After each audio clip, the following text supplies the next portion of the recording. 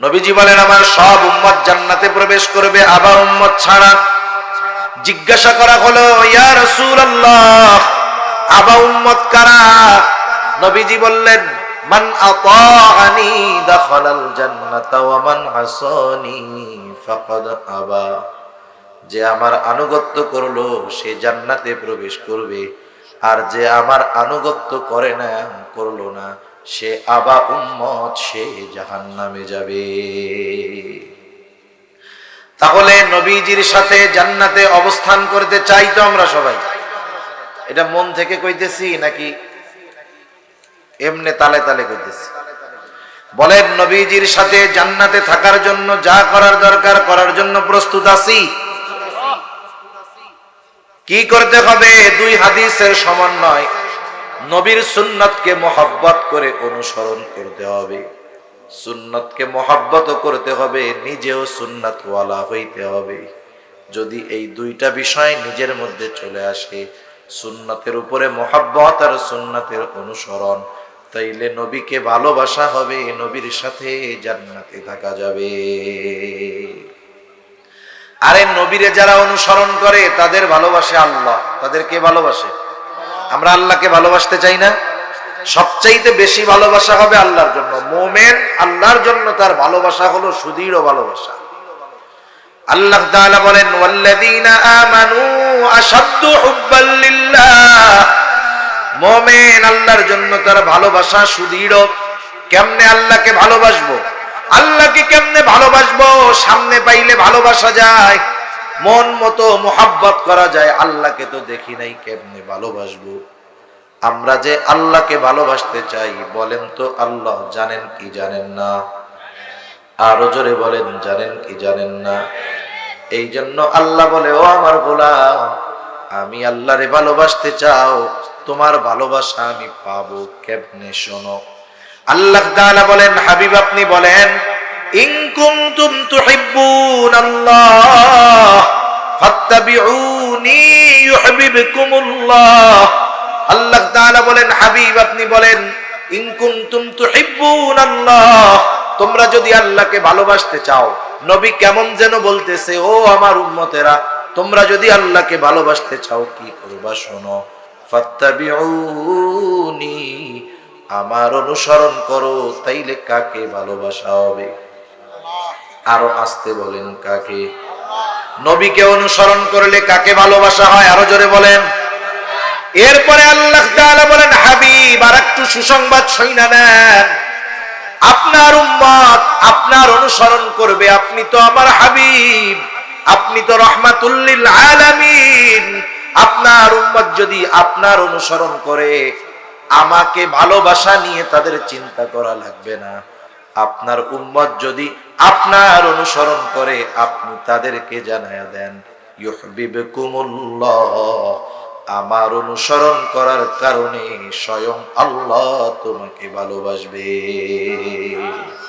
লাকাদ মান্নাল্লাহু আলাল মুমিনিনা ইয বা'আসা ফীহিম রাসূলাম মিন আনফুসিহিম। আল্লাহ তাআলা বলেন, লাকাদ মান্নাল্লাহু আলাল মুমিনিন, মুমিনদের উপরে আল্লাহ তাআলার অনুগ্রহ।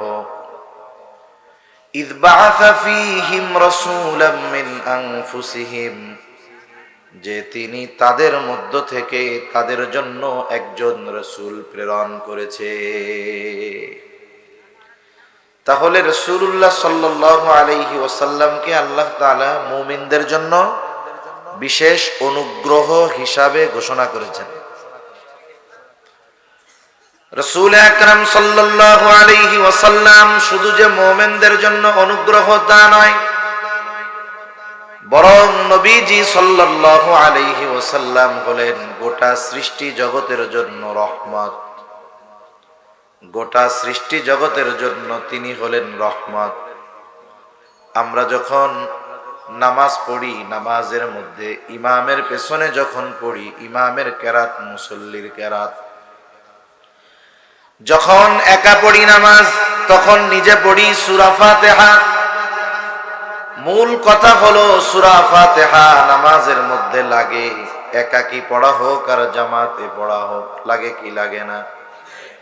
সূরা ফাতিহার শুরুতেই আমরা বলি আলহামদুলিল্লাহি রাব্বিল আলামিন।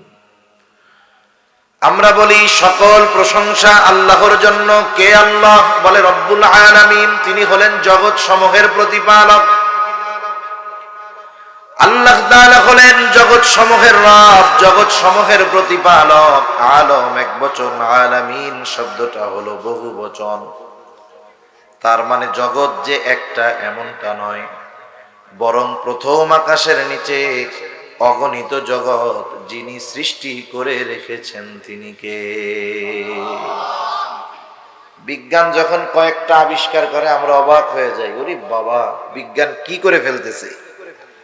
অথচ বিজ্ঞান আবিষ্কার করার আগেই আল্লাহ তাআলা বলে দিয়েছেন যে জগৎ একটা নয়, বরং অনেক অনেক। সব জগতের প্রতিপালক রব কে? বলেন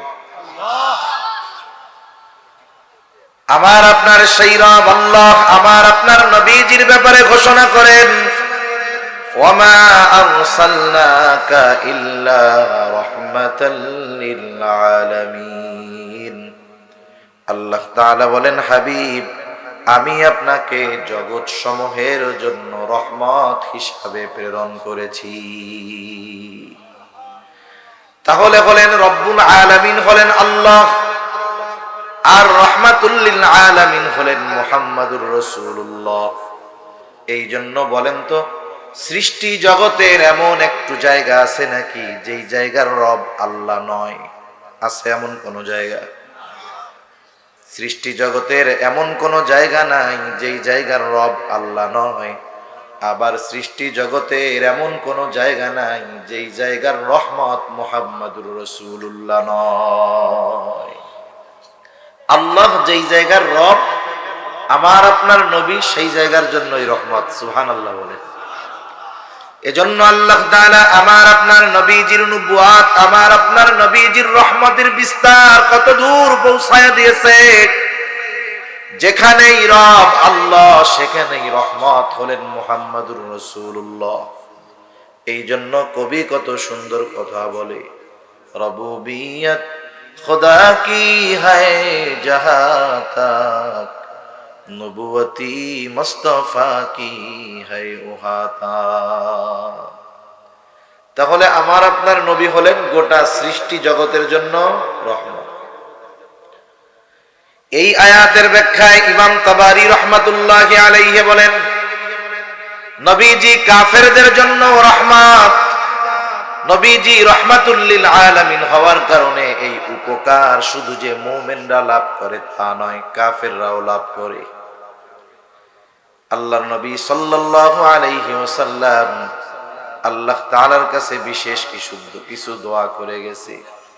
এর মধ্যে অন্যতম একটি দোয়া হলো, আল্লাহ আমার উম্মতের অবাধ্যতার কারণে, পাপের কারণে অতীতের উম্মতদের মতো আপনি আমার উম্মতকে সমূলে ধ্বংস করে দিবেন না।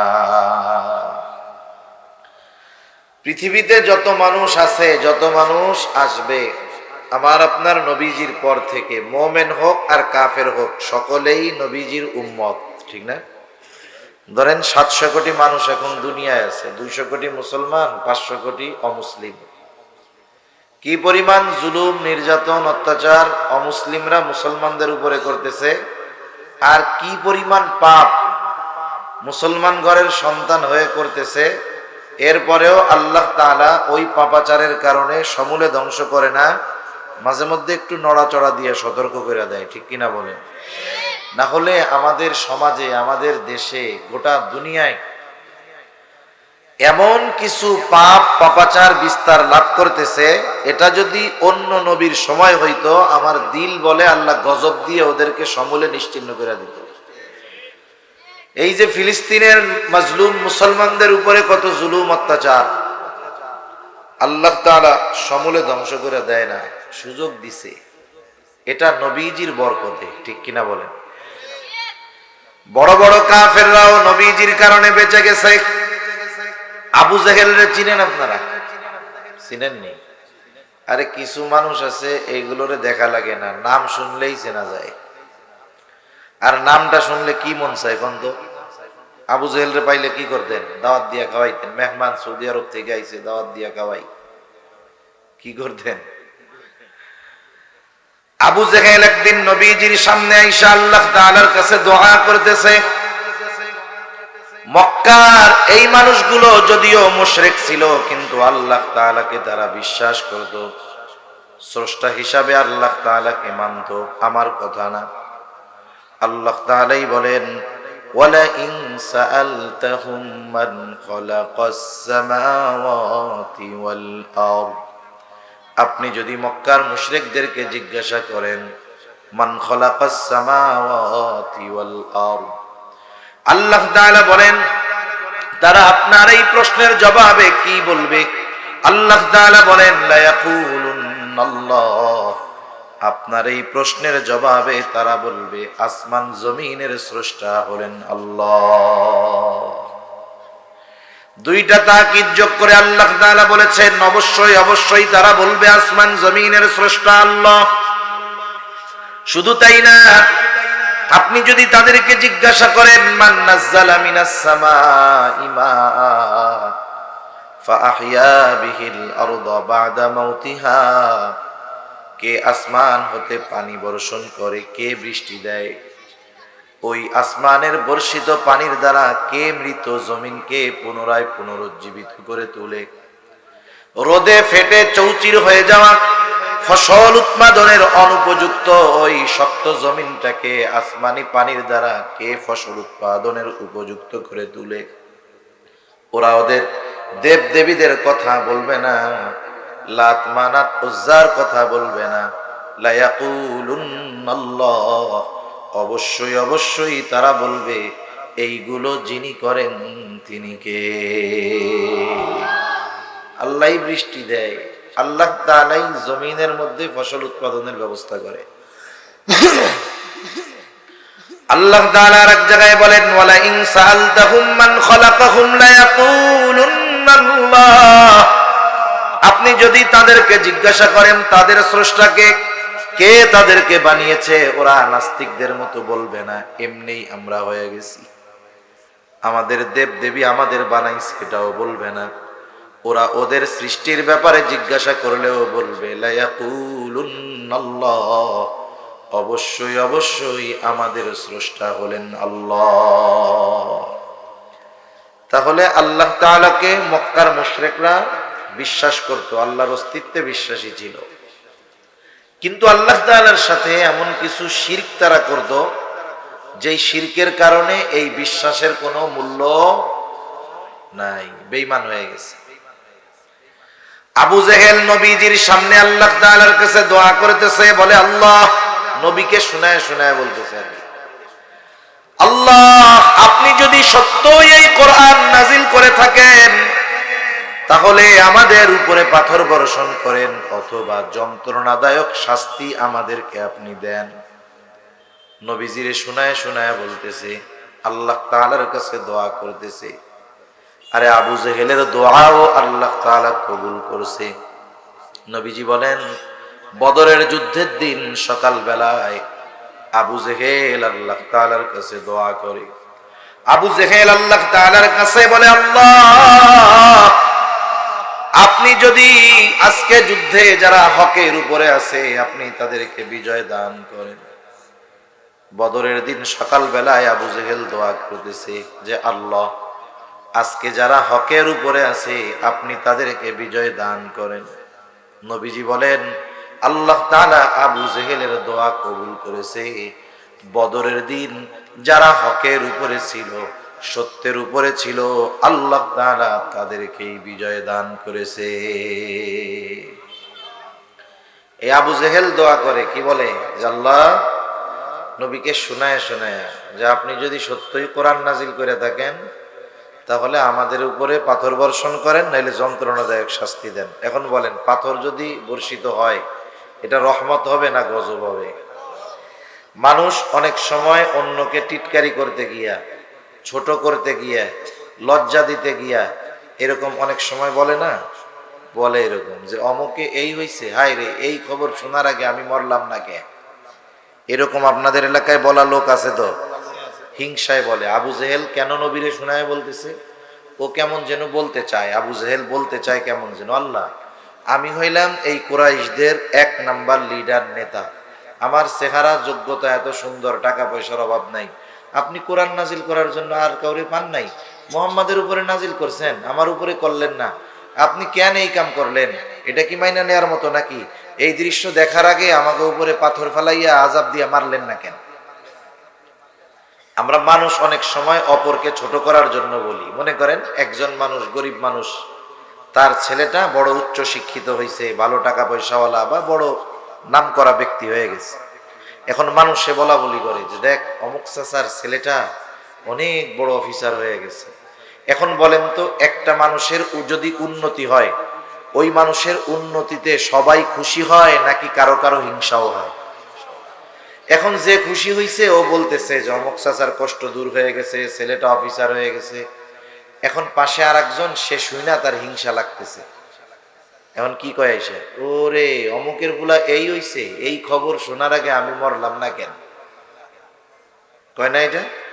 কোন তো ওই সময় যদি আজরাইল আইসা বলে তোমার তো মরতে মন চায়, তাহলে চলো, কি বলবে? বলবে আসলে না, সত্যি সত্যি মরতে মন চায় নাই, এলো এমনি কইছি। তা মানুষ অনেক সময় হিংসায় বলে এই খবর শোনার আগে আমি মরলাম না কেন, এই বিষয় দেখার আগে আমি মরলাম না কেন, এরকম বলে না? বলে আসলে মরতে চায় না, সে আসলে অপরকে হিংসা করে এই কথাগুলো বলে।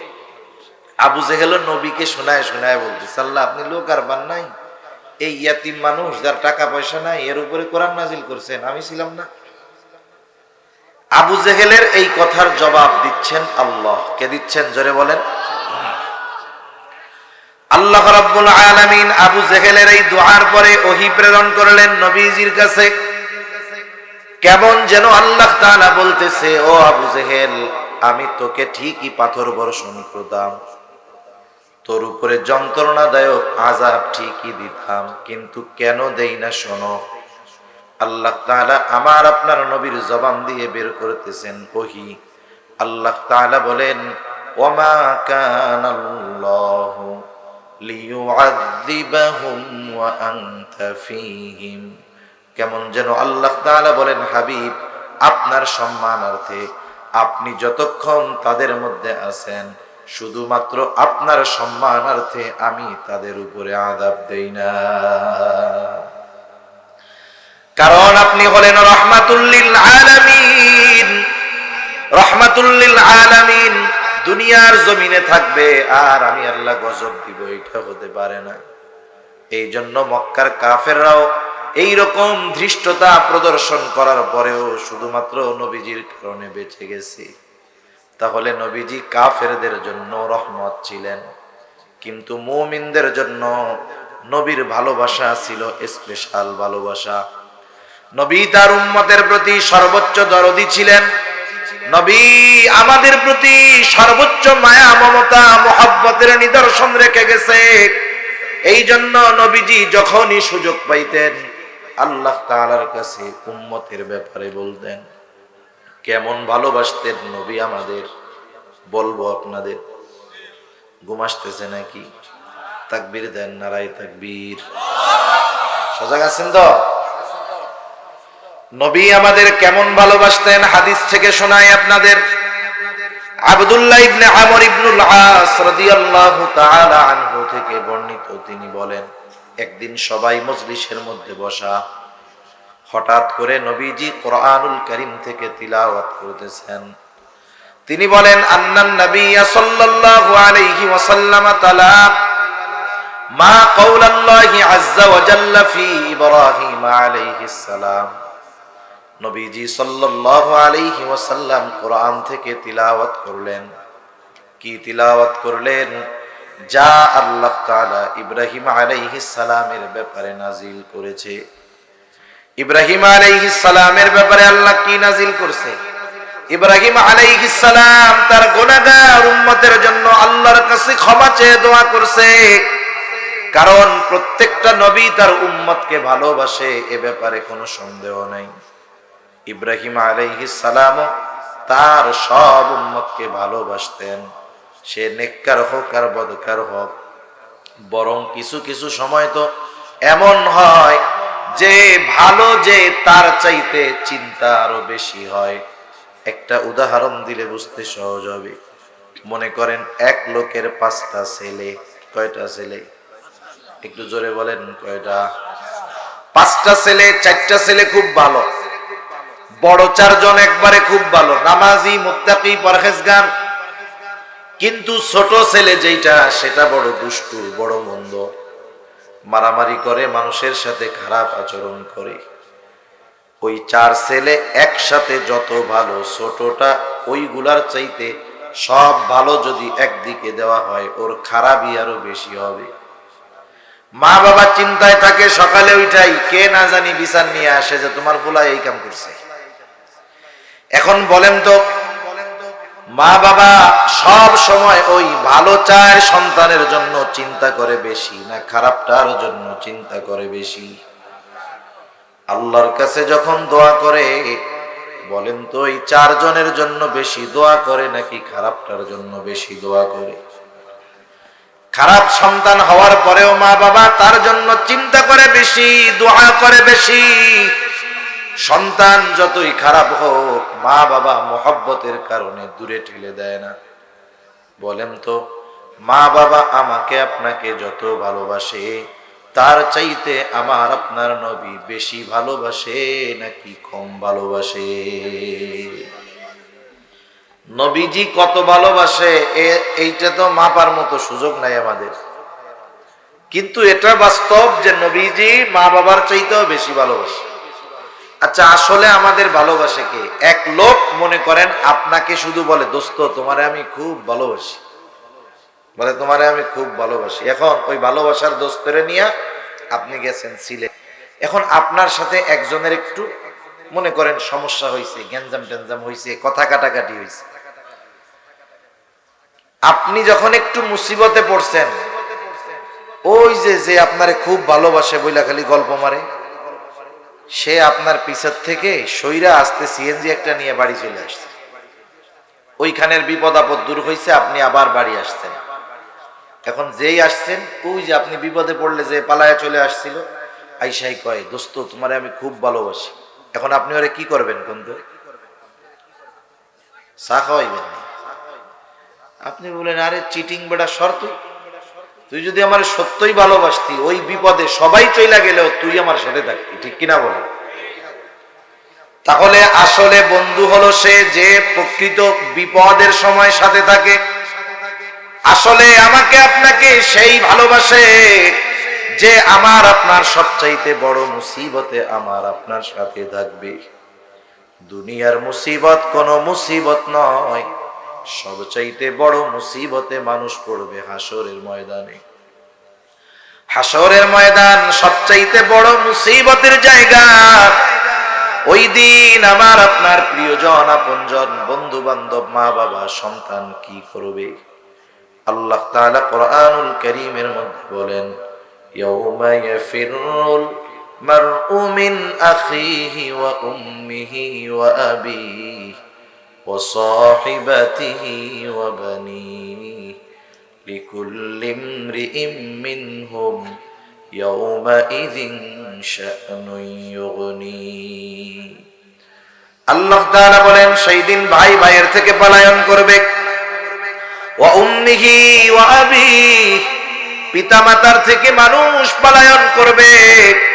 ওয়া সাহিবাতিহি ওয়া বানিহি, স্ত্রী সন্তানদের থেকে মানুষ পলায়ন করবে।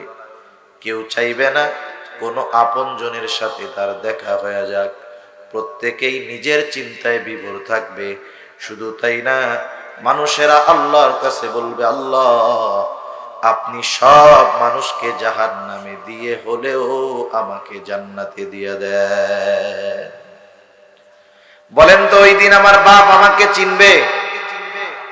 মা আমাকে চিনবে? যেই মা দুনিয়াতে কত মহব্বত করে, ভালোবাসে, ওই মাও সেই দিন আমাকে আপনাকে চিনবে না। ওই দিন সবাই নফসি নফসি করবে, চিন্তিত থাকবে নিজের জন্য। ওই দিন আমার আপনার নবীও চিন্তিত থাকবেন, তবে নিজের জন্য নয়, বরং তার উম্মতের জন্য।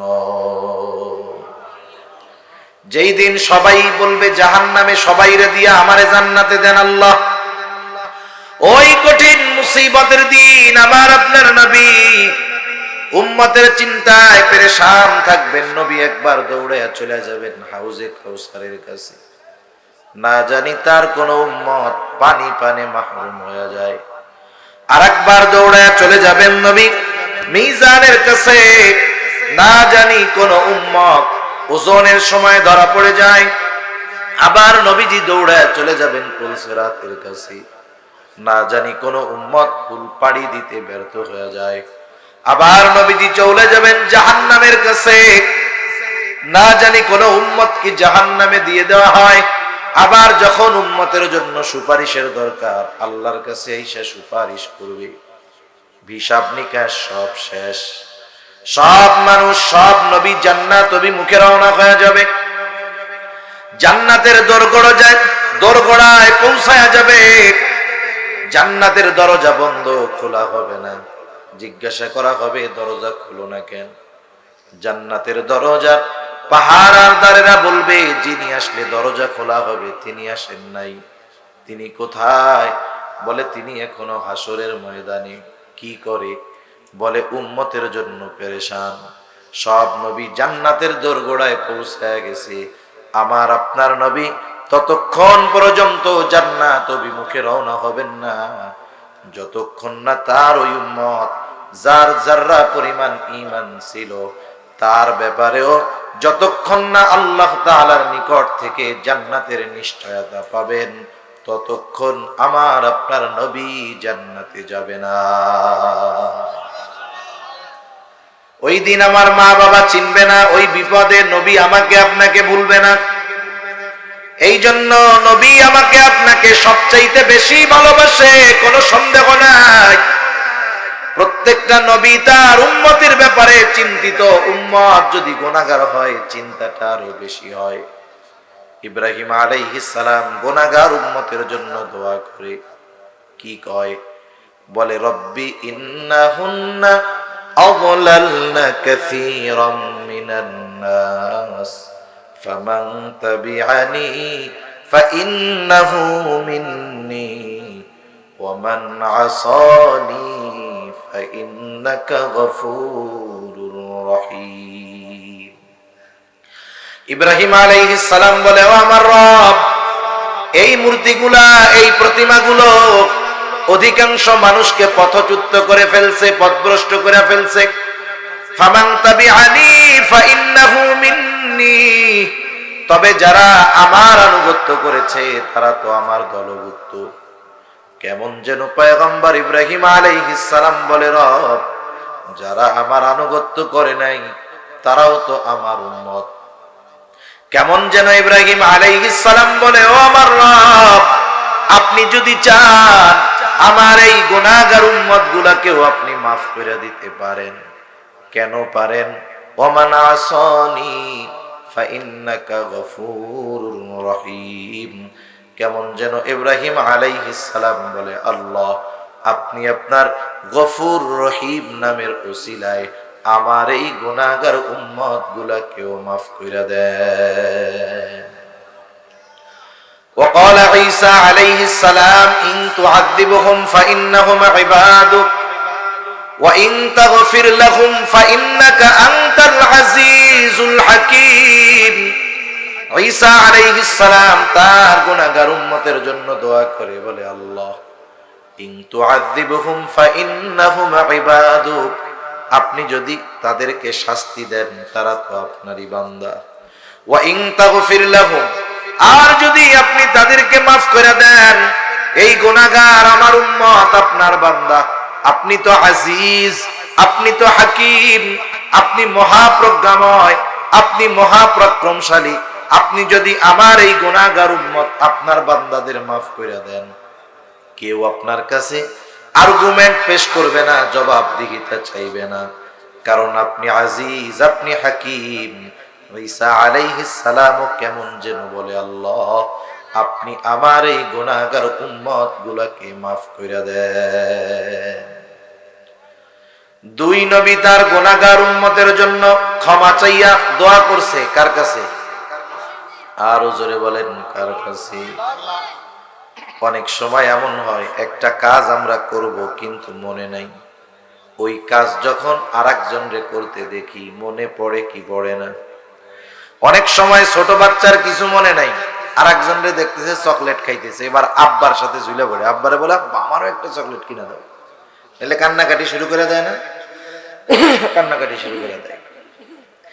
নবীজি এইবার দুই নবী যখন দোয়া করছে আল্লাহর কাছে তার উম্মতের ব্যাপারে, আমার আপনার নবীর অন্তরে তার উম্মতের মুহাব্বতের জোশ উঠে গেছে।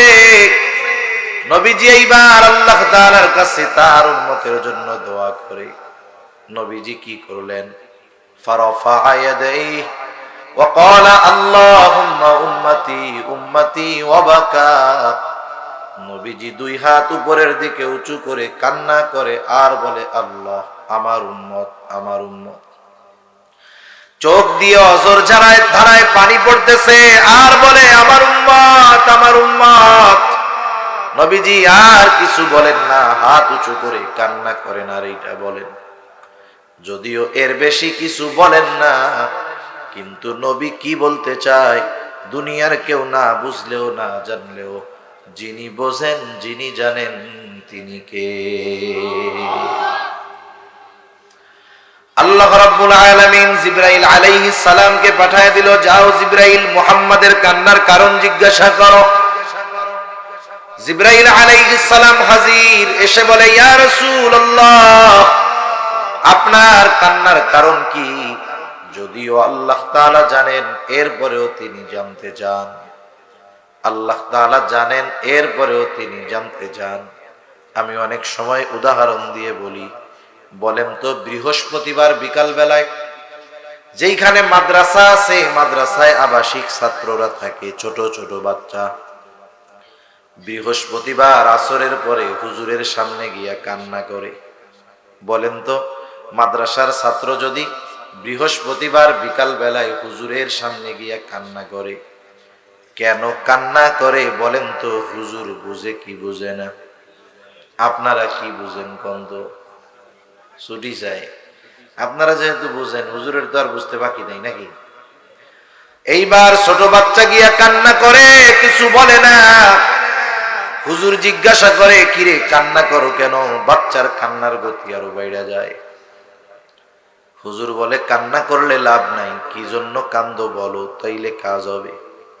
এইবার ছোট বাচ্চা কান্না জড়িত কণ্ঠে বলে হুজুর আমি একটু বাড়ি যাব, আমার মাকে দেখতে মন চায়। হুজুর কিন্তু জানে বাড়ি যাইতে চায়, কিন্তু ছাত্রর মুখ দিয়ে কেন শুনতে চায়? এটা ওস্তাদের ছাত্রের প্রতি একটা মহব্বতের বহির প্রকাশ। আল্লাহ তাআলা জানেন নবীজি কি বলতে চায়, এরপরেও নবীজির জবান দিয়ে কেন শুনতে চায়? এটা হলো আল্লাহ তাআলার আমার আপনার নবীজির উপরে মহব্বতের বহির প্রকাশ। নবীও জানে যে আমি যা বলতে চাই আল্লাহ জানে, আমি যা বলবো আল্লাহ তাআলা শুনবে। এরপরেও জিবরাইল আলাইহিস সালাম যখন আসছে, নবীজি মন ভরে উম্মতের ব্যাপারে বলছে। জিবরাইল আলাইহিস সালাম আল্লাহ তাআলার কাছে গিয়ে জানায়া দিছে ওনার কান্নার কারণ হলো ওনার গুনাহগার উম্মতের ক্ষমা। আল্লাহ তাআলা জিবরাইল আলাইহিস সালামকে বললেন, জিবরাইল যাও আমার হাবিবকে গিয়া জানায়া দাও আমি অচিরেই তাকে তার উম্মতের ব্যাপারে সন্তুষ্ট করব, আমি তার উম্মতের ব্যাপারে তাকে অসন্তুষ্ট করব না। নবীজি আল্লাহর কাছে বলার সুযোগ পাইয়া নিজের জন্য বলেন নাই, নিজের পরিবার পরিজনের জন্য বলেন নাই, আত্মীয় স্বজনের জন্য নবী বলেন নাই, উম্মতের ব্যাপারে আল্লাহর কাছে বলছে। কেমন ভালোবাসেন নবী, কিয়ামত পর্যন্ত যত উম্মত দুনিয়ায় আসবে সকলকে ভালোবাসার নিদর্শন নবী রেখে গেছেন। নবীজি একদিন সাহাবায়ে কেরাম নবীজির সাথে পথ চলতেছে, হঠাৎ করে নবীজি বলেন আমার ভাইদেরকে দেখতে মন চায়। সাহাবায়ে কেরাম জিজ্ঞাসা করলো ইয়া রাসূলুল্লাহ আমরা কি আপনার ভাই নই? নবীজি বলেন না, তোমরা হইলা আমার সাথী সাহাবী, তাহলে আপনার ভাই কারা? নবী বলেন আমার পরে আমাকে না দেখে যারা আমার উপরে ঈমান আনবে তারা হলো আমার ভাই। নবীজি আমাদের সকলের উপরে মহব্বতের নিদর্শন রেখে গেছে।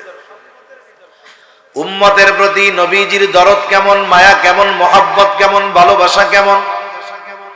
অবাধ্য উম্মতের দ্বারা নবী যদি কখনো আক্রান্ত হয়েছেন, কখনো বদদুয়া দেন নাই, নবীজি কখনো বদদুয়া দেন নাই, বরং তাদের হেদায়েতের আশায় আল্লাহর কাছে দোয়া করছি।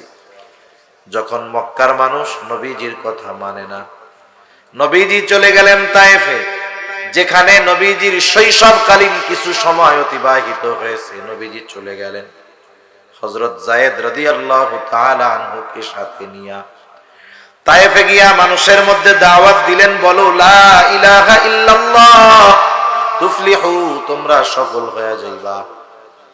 ওইখানেও কাফেররা একদল দুষ্টু মানুষকে নবীজির পিছনে লেলায়া দিল। মানুষেরা নবীজির দিকে পাথর নিক্ষেপ করতে থাকলো। পাথর ছোট ছিল না, বড় বড় পাথর ছিল, আর ধারালো ধারালো পাথর ছিল, যার কারণে ওই পাথরের আঘাতে নবীজির দেহ মোবারক শুধু রক্তাক্ত হয়েছে তা নয়, দেহ মোবারকের মধ্যে পাথরের আঘাতের দাগ হয়ে গেছে।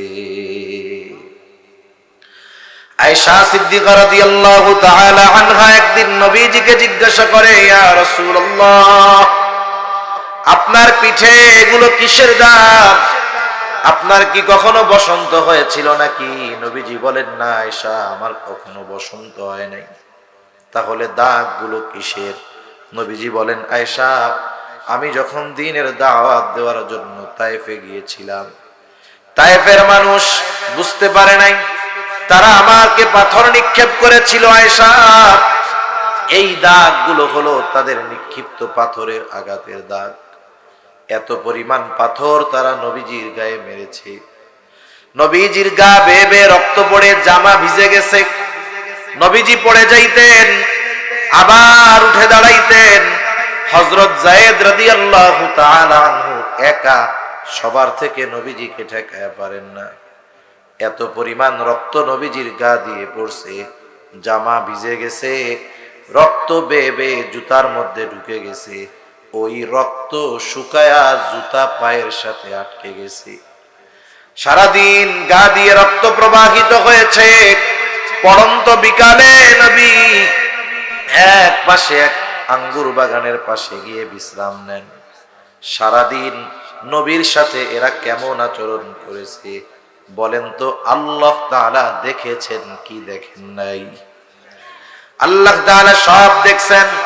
নবীজি যখন বিশ্রাম নিচ্ছে, জিবরাইল আলাইহিস সালাতু ওয়াস সালাম হাজির, এসে বলে, ইয়া রাসূলুল্লাহ, এই সম্প্রদায় আপনার সাথে কেমন আচরণ করেছে আপনার মালিক দেখছে। আজকে আমি একা আসি নাই, আমার সাথে নতুন একজন ফেরেশতা পাঠানো হয়েছে, যে ইতিপূর্বে আপনার কাছে কখনো আসে নাই। নবীজি বলেন, ওই নতুন ফেরেশতা আমাকে আইসা প্রথমে সালাম দিল। সালাম বিনিময়ের পর বলতেছে, ইয়া রাসূলুল্লাহ, এই কওম আপনার সাথে কেমন আচরণ করেছে আপনার মালিক দেখছে। আল্লাহ তাআলা আমাকে আপনার আদেশ পালনের জন্য পাঠিয়েছে। ইয়া রাসূলুল্লাহ, আপনি যদি আমাকে নির্দেশ দেন, দুই পাহাড় দিয়ে তায়েফবাসীকে এমন ভাবে পিষে দিব, এখানে যে একটা জনবসতি ছিল তার কোনো চিহ্ন থাকবে না। এদেরকে পিষে দেওয়া হবে তাদের এই অপরাধের কারণে। নবীজি আরাম করতেছিলেন, ফেরেশতার এই কথার পরে নবীজি উঠা বসলেন। কেমন যেন নবী বলেন, তুমি আমারে বলতেছো আমি নির্দেশ দেই, আর এদেরকে তুমি দুই পাহাড় দিয়ে পিষে শেষ করে দাও। তুমি তো এই কথা বলো, আর এদের ব্যাপারে আমি কি আশা পোষণ করি শোনো। নবীজি বললেন, বাল আরজু আইয়াখরুজাল্লাহু মিন আসলাবিহিম মান ইয়াবুদুল্লাহ ওয়াহদাহু ওয়া লা ইউশরিকু বিহি শাইআ। নবীজি বললেন, আমি তো এদের ব্যাপারে আল্লাহ তাআলার কাছে এই আশা পোষণ করি যে আল্লাহ তাআলা এদের মধ্য থেকে এমন এক প্রজন্ম বের করবে যারা এক আল্লাহর ইবাদত করবে তার সাথে কারো শরীক করবে না। একটু চিন্তা করে দেখেন, আমরা যদি প্রতিশোধ নেওয়ার সুযোগ পাই হাত ছাড়া করি না, কিন্তু যাদের আঘাতে নবী রক্তাক্ত প্রতিশোধ নেওয়ার সুযোগ থাকার পরেও নেন নাই, বরং আশা করেছেন এরা যদি ঈমান নাও আনে এদের সন্তানেরা ঈমান আনবে। তাহলে অনাগত উম্মতের প্রতি নবীজির দরদ, মায়া, মোহাব্বত, ভালোবাসা কত, এটা দুনিয়ার মানুষ কল্পনাও করতে পারে না। তাহলে বুঝে থাকলে আমার একটু জবাব দেন, আমার মা বাপ আমাকে বেশি ভালোবাসে নাকি নবী বেশি ভালোবাসে? আর একটু জোরে বলেন না। বলেন তো, যেই নবী নিঃস্বার্থ তার উম্মতকে এত ভালোবাসে, সেই নবীকে আমাদের ভালোবাসার দরকার আছে না? না, নবীরে ভালোবাসতে কারা কারা তো রাজা করি? নারায়ে তাকবীর, নারায়ে তাকবীর, মাশাআল্লাহ। আপনারা আমরা নবীকে ভালোবাসতে চাই, কারণ নবীকে যে ভালো না বাসে সে ঈমানদারি নয়। নবীর ভালোবাসা এটা ঈমানের সাথে সম্পৃক্ত বিষয়। এই জন্য নবীজি বলেন, লা ইউমিনু আহাদুকুম হাত্তা আকুনা আহাব্বা ইলাইহি মিন ওয়ালিদিহি ওয়া ওয়ালাদিহি ওয়ান নাসি আজমাইন। নবীজি বলেন, তোমাদের মধ্যে কেউ ততক্ষণ পর্যন্ত মুমিন হতে পারবে না যতক্ষণ না সে তার পিতা মাতা সন্তান সন্ততি এক কথায় সকলের চাইতে আমি নবীকে বেশি ভালো না বাসবে। তাহলে নবীকে সবচাইতে বেশি ভালোবাসতে হবে, নিজের জীবনের চাইতে কম না বেশি। হযরত ওমর রাদিয়াল্লাহু তাআলা আনহু নবীজির সাথে পথ চলতেছে, হঠাৎ করে হযরত ওমর বলতেছে, ইয়া রাসূলুল্লাহ, আমি আপনাকে আমার জীবনের পরে সবচাইতে বেশি ভালোবাসি। নবীজি বললেন, না ওমর, হয় নাই। হযরত ওমর বুঝতে পারলো, চুপ হয়ে গেলেন। একটু পরে বলতেছে, ইয়া রাসূলুল্লাহ, এই মুহূর্ত থেকে আমি ওমর আপনাকে আমার জীবনের চাইতেও বেশি ভালোবাসি। সেজন্য নবীকে ভালোবাসার দরকার। কিন্তু কেমনে নবীরে ভালোবাসবো? আমরা তো নবীরে সামনে পাই নাই। আমরা যদি নবীকে সামনে পাইতাম, ভালোবাসতে পারতাম সর্বোচ্চ ভালোবাসা। আরে আবু বকর নবীকে সামনে পাইছে, নবীর মহব্বতে ঘরের সব সম্পদ আইনা নবীর সামনে হাজির করছে। হযরতে তালহা নবীজিকে পাইছে, নবীজির সামনে নিজের বুকটাকে কাফেরদের অস্ত্রের সামনে ঢাল বানায়া দিছে। আমরা তো নবীকে পাই নাই, নবীকে ভালোবাসতে তো মন চায়। এখন নবীকে কেমনে ভালোবাসবো? নবীও জানে আমি দুনিয়ায় হয়তো থাকবো না, কিন্তু আমার উম্মতেরা আমাকে ভালোবাসতে চাইবে। কেমনে ভালোবাসবে? উম্মতের কথা চিন্তা কইরা নবীজি তাকে ভালোবাসার পদ্ধতি কিয়ামত পর্যন্ত সব উম্মতকে জানায়া দিছে। তাহলে নবীকে ভালোবাসার পদ্ধতি নবীও জানায়া দিছেন। এই জন্য নবীকে যদি ভালোবাসতে হয়, নবীর বলা পদ্ধতিতেই ভালোবাসতে হবে, ঠিক কিনা বলেন? এখন নবীকে কেমনে ভালোবাসা হয়? নবীজি বলেন, মান আহাব্বা সুন্নতি ফাকাদ আহাব্বানি ওয়া মান আহাব্বানি কানা মাই ফিল জান্নাহ। নবী বলেন, আমাকে আমার সুন্নাতকে যে ভালোবাসলো সে আমি নবীকে ভালোবাসলো, আমি নবীকে যে ভালোবাসবে সে আমি নবীর সাথে জান্নাতে অবস্থান করবে। নবীকে ভালোবাসলে নবীর সাথে জান্নাতে থাকা যায়। এক গ্রাম্য সাহাবী নবীজির কাছে আসছে। কষ্ট হইতেছে না তো আপনাদের? এক গ্রাম্য সাহাবী নবীজির কাছে আসছে। নবীজি আরেকজনের সাথে কথা বলতেছে। আদব হইল, কেউ যদি কারোর সাথে কথা বলে ওই কথার মধ্যে কথা না বলা। নবীজি আরেকজনের সাথে কথা বলতেছে। গ্রামের মানুষ তো বুঝে না, সহজ সরল। আয়েশাই নবীজিরে জিজ্ঞাসা করতেছে, মাতা সাহা ইয়া রাসূলুল্লাহ, মাতা সাহা, হে আল্লাহর রাসূল, কিয়ামত কখন হবে? যখন ওই লোকের সাথে কথা শেষ, নবীজি এবার বলেন, ওই লোকটা কোথায় যে জিজ্ঞাসা করলো কিয়ামত কখন হবে? গ্রাম্য সহজ সরল মানুষটা বলে, আনা ইয়া রাসূলুল্লাহ, আমি বলছি। নবীজি পাল্টা তাকে প্রশ্ন করলেন, মা আ'দাত্তা লাহা, তুমি কিয়ামতের জন্য কি পাথেয় সংগ্রহ করেছো? কারণ ওই লোকটার প্রশ্নের ভাব এমন ছিল, সে কেমন যেন নবীকে বলতেছে, ইয়া রাসূলুল্লাহ, আমি কিয়ামতের লেগে বসে আছি, কিয়ামত আসে না কেন? কিছু প্রশ্নের ভাব আছে না? একই বাক্য শুধুমাত্র বাচন ভঙ্গির পরিবর্তনের কারণে অর্থের পরিবর্তন হয়ে যায়, শুধুমাত্র উপস্থাপনের কারণে অর্থের ফারাক অনেক হয়ে যায়। ওই লোকটা বলতেছে কিয়ামত কখন হবে, তার বলার বাচন ভঙ্গি এমন, উত্তর দেওয়ার চাইতে পাল্টা তাকে প্রশ্ন করা জরুরি হয়ে গেছে। নবীজি তাকে উল্টা জিজ্ঞাসা করতেছে, মা আ'দাত্তা লাহা, কিয়ামতের জন্য তুমি কি পাথেয় সংগ্রহ করেছো? গ্রামের সহজ সরল মানুষ, কোনো লুকোচুরি নাই, সোজা সাপটা বলতেছে, আমি আল্লাহ এবং তার রাসূলকে ভালোবাসি। নবীজিও তার এই কথার জবাবে বললেন, আল মারউ মা'a মান আহাব্বা, যে যাকে মহব্বত করে তার সাথে থাকবে। লোকটা এবার বাড়ির দিকে হাঁটা দিছে। হযরত আনাস রাদিয়াল্লাহু তাআলা আনহু বলেন, নবীজির মুখে যখন শুনলাম যে যাকে মহব্বত করে তার সাথে থাকবে, ইসলাম গ্রহণের পর এত খুশি আমরা কখনো হই নাই। নবীর মুখে এই কথা শোনার পর আমরা যত খুশি হয়েছি। হযরত আনাস রাদিয়াল্লাহু তাআলা আনহু বলেন, আমি আল্লাহকে ভালোবাসি, তার রাসূলকে ভালোবাসি। আবু বকর ওমর রাদিয়াল্লাহু তাআলা আনহুমা উভয়কে ভালোবাসি। যদিও তাদের মতো আমল করতে পারি নাই, তবুও তাদের ভালোবাসি। আশা করি জান্নাতে আমি নবীজির সাথে আর আবু বকরের সাথে থাকতে পারবো। সাহাবায়ে কেরাম নবীর সাথে থাকার খবর শুইনা ঈমান আনার পরে সবচাইতে বেশি খুশি হয়েছে। বলেন, নবীর সাথে থাকার সেই সুযোগ আমাদেরও আছে না নাই? আমরা খুশি না বেজার? খুশি। এজন্য নবী বলেন, যে আমার সুন্নাতকে মহব্বত করলো, সে আমি নবীকে মহব্বত করলো। আমি নবীকে যে মহব্বত করবে, সে আমি নবীর সাথে জান্নাতে থাকবে। নবীর সাথে যদি জান্নাতে থাকতে হয়, জান্নাতে যাওয়ার কাজ করার দরকার আছে না নাই?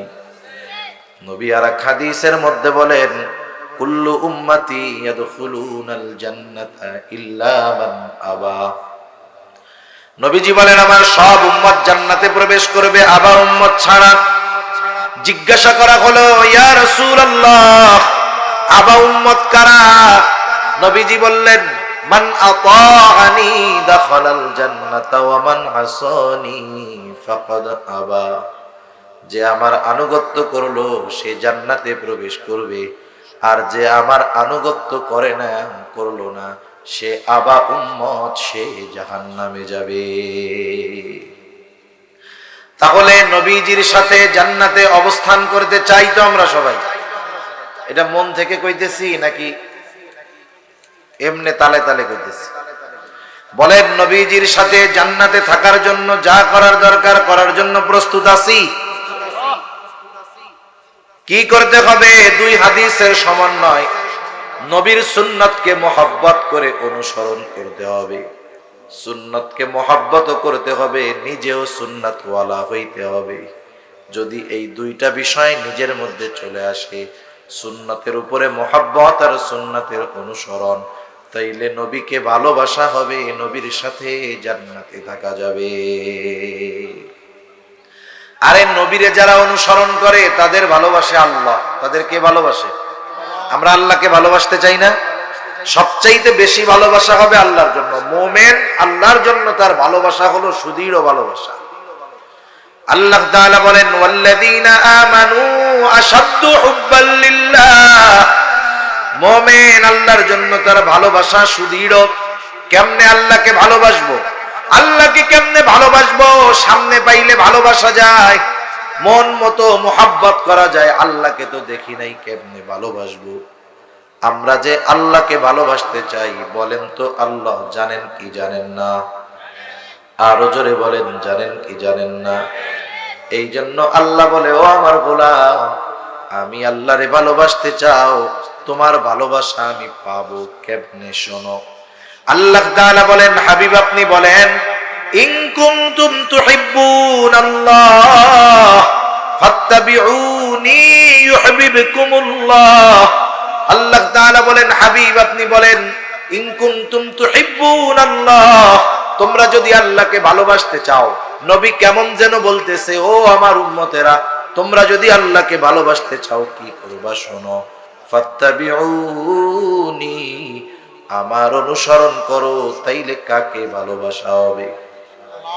আরো আস্তে বলেন, কাকে? নবীকে অনুসরণ করলে কাকে ভালোবাসা হয়? আরো জোরে বলেন। এরপরে আল্লাহ তাআলা বলেন, হাবিব আর একটু সুসংবাদ শুইনা নেন, আপনার উম্মত আপনার অনুসরণ করবে। আপনি তো আমার হাবিব, আপনি তো রাহমাতুল লিল আলামিন। আপনার উম্মত যদি আপনার অনুসরণ করে, আমাকে ভালোবাসা নিয়ে তাদের চিন্তা করা লাগবে না। আপনার উম্মত যদি আপনার অনুসরণ করে, আপনি তাদেরকে জানায়া দেন, ইউহিব্বুকুমুল্লাহ, আমার অনুসরণ করার কারণে স্বয়ং আল্লাহ তোমাকে ভালোবাসবে। তাহলে নবীর অনুসরণ করলে আমাদের ভালোবাসে কে? আরে মিয়া, দুনিয়ার নেতার ভালোবাসা পাওয়ার জন্য কর্মী কত ত্যাগ স্বীকার করে। কোন সময় যদি নেতা ওই কর্মীর নামটা একবার মুখ দিয়া নেয়, ফেসবুকের মধ্যে পোস্ট লাগায় দেয়, আজকে আমার নেতা আমার নাম ধইরা ডাকছে, আমার দিলটা শান্তি হয়ে গেছে। আরে বেটা, দুনিয়ার নেতা তোরে ভালোবাসে, তুই এত খুশি হস, ওই নবীর অনুসরণ করলে আল্লাহ তোমাকে আমাকে ভালোবাসবে। বলেন, আল্লাহর ভালোবাসা আমাদের দরকার আছে না নাই? আল্লাহর ভালোবাসা পাইলে কত লাভ শুইনা নেন। হাদিসের মধ্যে আসছে, নবীজি বলেন, আল্লাহ তাআলা যখন দুনিয়ার কাউকে ভালোবাসে, তাদের যারা তার হাবিবের অনুসরণ করে তাদের আল্লাহ ভালোবাসে। আল্লাহ তাআলা যখন কাউকে ভালোবাসে, নবী বলেন, জিবরাইল আলাইহিস সালামকে ডাক দিয়ে আল্লাহ তাআলা বলে, জিবরাইল, দুনিয়ার অমুক বান্দারে আমি ভালোবাসি, তুমিও ভালোবাসো। এইবার জিবরাইলও ভালোবাসতে শুরু করে। সুবহানাল্লাহ কর। শুধু তাই না, জিবরাইল এসে আসমানের মধ্যে ঘোষণা করে দেয়, ও আসমানের বাসিন্দারা শোনো, দুনিয়ার আব্দুর রহিম, আব্দুল করিম, ওকে আল্লাহ ভালোবাসে, আমি জিবরাইল ভালোবাসি, তোমরাও ভালোবাসো। তাহলে নবীর সুন্নাতের অনুসরণ করলে সে আসমানের সেলিব্রিটি হয়ে যায়। দুনিয়ায় মানুষ নিজেরে ভাইরাল করার জন্য, মানুষ যেন আমারে চিনে, এই জন্য কত কিছু করে না, কত কিছু করে যে মানুষ আমাকে চিনে, কত ভালো লাগে। আরে দুনিয়ায় অনেক মানুষ আছে যারা দুনিয়ায় ভাইরাল না, আসমানে ভাইরাল, সব ফেরেশতারা তারে চিনে। যখন জিবরাইল আলাইহিস সালাম এসে বলে, তোমরা ওই আল্লাহর বান্দাকে ভালোবাসো, এইবার আসমানের ফেরেশতা তাকে ভালোবাসতে শুরু করে, তাকে চিনে, তাকে ভালোবাসতে শুরু করে। এই জন্য মুমিন বান্দা, ভালো বান্দা যখন মারা যায়, আল্লাহর মহব্বতের কোন গোলাম যখন মারা যায়, ওর রূহটা নিয়ে যখন ফেরেশতা আসমানের দিকে উঠতে থাকে, প্রত্যেকটা আসমানের এক একটা দরজা আছে, ওই দরজায় গিয়ে যখন উপরে ওঠার অনুমতি চায়, দরজার পাহারাদার ফেরেশতারা বলে, এটা কার রূহ? বলে, অমকের ছেলে অমক। সব ফেরেশতা ওরে চিনে। এইবার বলে, হ্যাঁ, লোকটা দুনিয়ায় ভালো ছিল, খুব ভালো মানুষ, এর জন্য আসমানের দরজা খোলার অনুমতি দেওয়া হয়েছে। আরে দুনিয়ার কেউ না চিনলেও আসমানের ফেরেশতারা আমারে আপনারে চিনবে, ঠিক কিনা বলেন? এরপরে নবীজি বলেন, যখন আসমানের বাসিন্দারা তাকে ভালোবাসতে শুরু করে, আল্লাহ তাআলা দুনিয়ার মানুষের অন্তরের মধ্যে ওই ব্যক্তির ভালোবাসা আর গ্রহণযোগ্যতা পয়দা করে দেয়। এইবার দুনিয়ার মানুষও তাকে মহব্বত করে, দুনিয়ার মানুষও তাকে ভালোবাসে। এই যে আপনাদের অঞ্চলের বুজুর্গ ওয়াকিল আলী বড় হুজুর রহমাতুল্লাহ আলাইহি, এই জায়গায় দুই একজন আছেন নাকি যে ভালোবাসেন না? আছেন যারা চিনেন? সবাই ভালোবাসেন না? আচ্ছা, ওনার ছেলে পেলে দুনিয়া আছে বাইচা? নাই না? আপনারা দেখেনও নাই মনে হয় অধিকাংশ মানুষ। হ্যাঁ, এরকম বুজুর্গ মানুষ নাম শুনছেন, কিন্তু ওনার নাম শুনলে অন্তরের মধ্যে ভালোবাসা আসে না রাগ আসে বলেন তো? অথচ আমরা দেখি নাই, আপনারাও দেখেন নাই। এখন লোক আল্লাহর বান্দা চলে গেছে দুনিয়া ছেড়া, এরপরেও তার প্রতি ভালোবাসা আপনাদের আছে কেন? ওনার আত্মীয় স্বজন কেউ কি চা পান খাওয়াইয়া কইছিল যে আমার আত্মীয়টা একটু ভালোবাসো? এই ভালোবাসা চা পানের কারণে আসে নাই, এই ভালোবাসা, এই ব্যক্তির প্রতি ভালোবাসা আপনাদের অন্তরে, আমাদের অন্তরে যিনি ঢেলে দিয়েছেন তিনি কে? আর কেন এই ভালোবাসা মানুষের অন্তরে ঢেলে দিচ্ছে? কারণ উনি নবীর সুন্নতের অনুসরণকারী ছিলেন। সুবহানাল্লাহ। এজন্য রাসূলুল্লাহ সাল্লাল্লাহু আলাইহি ওয়াসাল্লামের অনুসরণের মাধ্যমেই আল্লাহর ভালোবাসা পাওয়া যায়, নবীকে ভালোবাসা হয়। এই জন্য নবীর সাথে যদি জান্নাতে থাকতে চাই, নবীর সুন্নতকে মহব্বতের সাথে অনুসরণ করতে হবে। সর্বশেষ দুই একটা কথা বলে আমি আমার আলোচনা শেষ করে দিব। দেখেন, আমরা যখন সুন্নাত পালনের কথা বলি মানুষকে, মানুষ বিভিন্ন বাহানা দিয়ে সুন্নাত থেকে বাঁচতে চায়। যেই সুন্নাত গুলার কথা উলামায়ে কেরাম বুজুর্গানে দ্বীন বলেন, এই সুন্নাত গুলার মধ্যে অন্যতম একটা সুন্নাত হইল দাড়ির সুন্নাত। দাড়ি হলো এমন এক সুন্নাত, সব সুন্নাত কিন্তু এমন নয় রাখলে সওয়াব আছে, না রাখলে গুনাহ নেই। কিছু সুন্নাত আছে দায়েমি সুন্নাত। এই দাড়ি রাখা এটা মূলত ওয়াজিব। নবীজির এই সুন্নতটা হলো ওয়াজিবি সুন্নাত। দাড়ি যদি এক মুষ্টির কম কারো যদি থাকে, নামাজ পড়ে গুনাহ হইতে থাকে, হজ করে দাড়ি ছাঁটার কাটার গুনাহ হতে থাকে। এই জন্য উলামায়ে কেরাম বেশিরভাগ ক্ষেত্রে দাড়ির সুন্নাতের কথা বলে। কারণ দাড়ি হলো এমন এক সুন্নাত যেটা অনেক সুন্নাত পালনে সহায়ক হয়। দাড়ি হলো এমন এক সুন্নাত, এই দাড়ি যার থাকে অনেক গুনাহ থেকে বেঁচে থাকা তার জন্য সহজ হয়। ঠিক কিনা বলেন? আমি আমারে দিয়েই উদাহরণ দেই। মনে করেন আমার মুখে দাড়ি, আরেকজন আমার মতো মুখে দাড়ি নাই, দুইজনে পাশাপাশি দাঁড়ায় আছে। মনে করেন রাস্তা দিয়ে একটা মেয়ে হেঁটে যাচ্ছে, ও তাকায় আছে, আমিও তাকায় আছি। বলেন তো আপনি আইসা কারে কবেন আগে? এই বেটা হুজুর মানুষ দাড়ি রেখে মায়ের দিক তাকায় আছে। আর যেটা দাড়ি নাই এরা কিন্তু কিছু বলবেন না। তার মানে দেখেন, দাড়ি যদি কারো থাকে, দাড়িওয়ালা মানুষ কোনো অপরাধ করুক এটা সাধারণ মানুষও পছন্দ করে না। আর যার দাড়ি আছে সেও কমপক্ষে লজ্জায় চিন্তা করে দাড়ি রেখে কি গুনাহ করা যায় নাকি, এটা বলা যায়, এটা দেখা যায়, এগুলো করা যায়।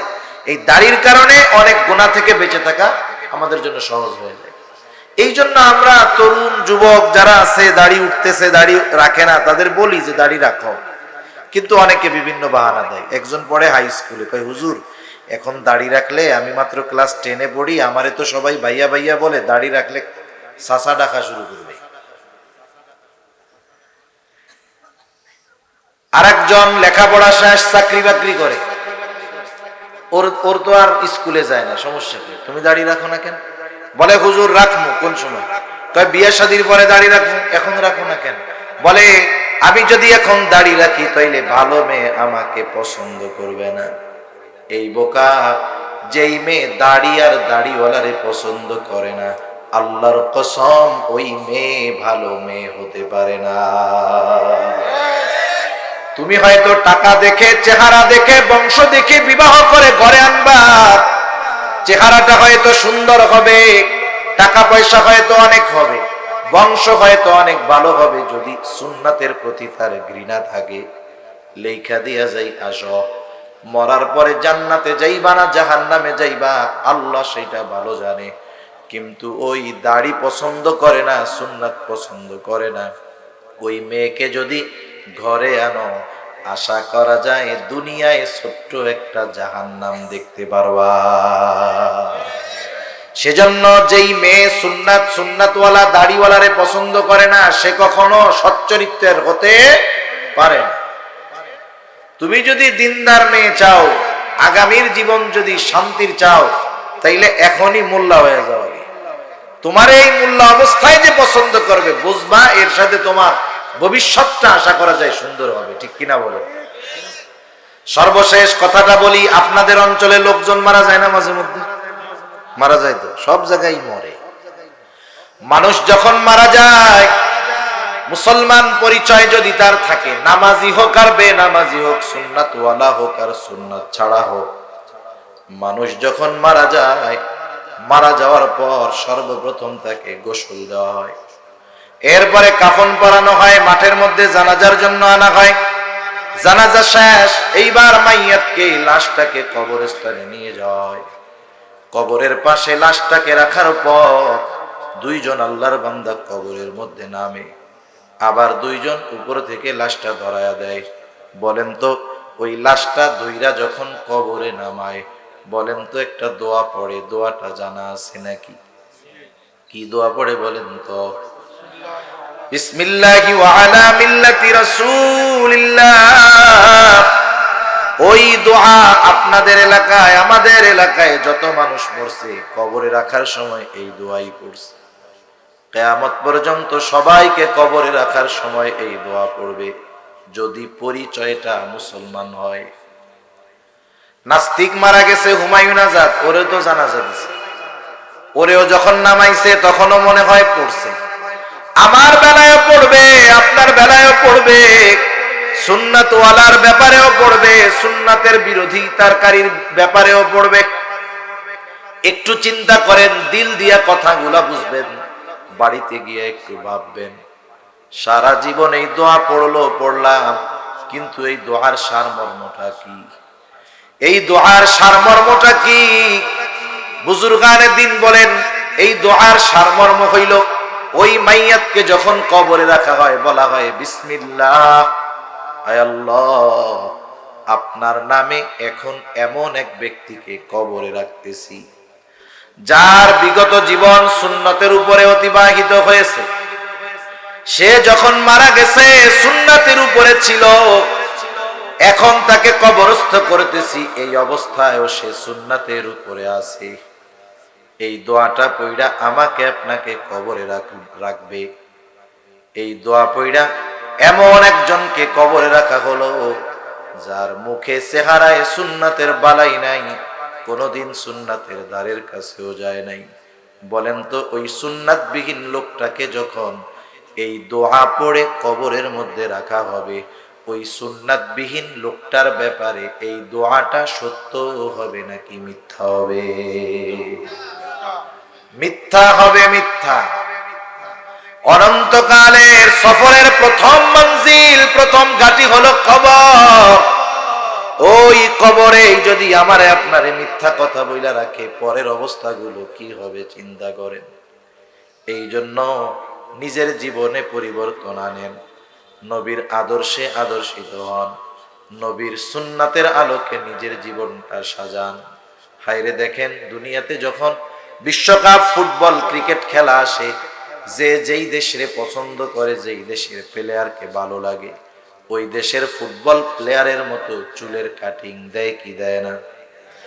এইবার চুলের কাটিং দিয়ে আসছে, এই মধ্যে আছে চারদিক দিয়া নাই, একেবারে টাক। দেখছেন সজারু মার্কা কাটিং? এগুলা দেখতে কেমন লাগে, রুচিশীল কেমন, এগুলো বুঝে আসে না। এখনো কাটিং দিয়ে আসছে, মুরব্বী কয় কিরে তোর মাথার উপরে মোরগের মাথা কেন?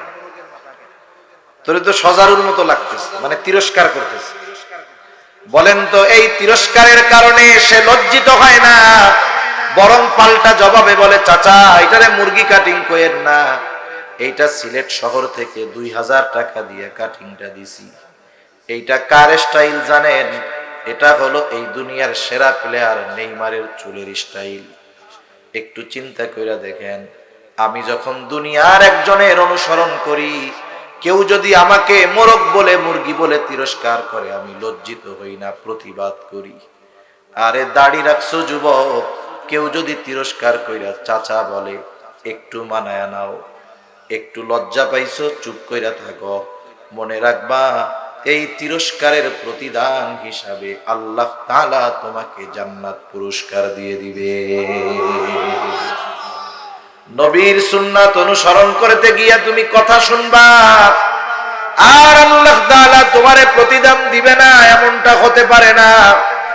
এই জন্য আমরা দৃঢ় প্রতিজ্ঞাবদ্ধ হব যে নবীজিকে কখনো কষ্ট দিব না, নবীর সুন্নাতের আলোকে জীবন সাজাবো, নবীর সুন্নাতের অনুসরণের মাধ্যমে নবীজির প্রতি আমাদের মহব্বতের সর্বোচ্চ বহির প্রকাশ ঘটাবো ইনশাআল্লাহ। জোরে বলেন ইনশাআল্লাহ।